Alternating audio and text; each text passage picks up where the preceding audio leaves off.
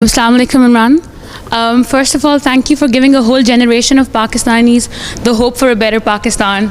I speak for not just for myself, but for a lot of other youngsters like me who now believe in a better Pakistan and are actually looking forward to being back in the country.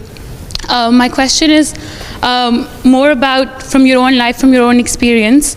What advice would you give to people like me who have graduated or are still studying in terms of staying here for a few years, going back? Do you think we can make a difference there, or we should stay here for some time and build our careers? So it's a tough one. Look, thank you. Whatever you decide in your life, education is a means to an end.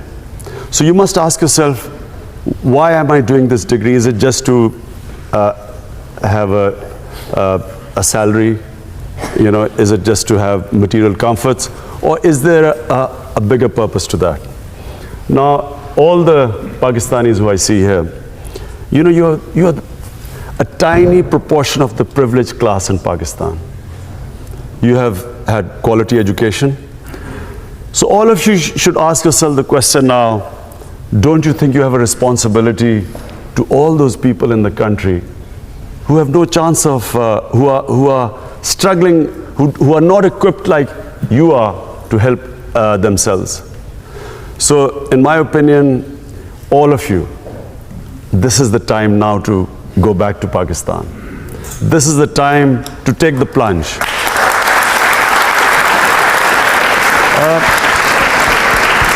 And while a lot of you think it's the worst of times, in my opinion, it is the most exciting time in Pakistan, because it's a time for change.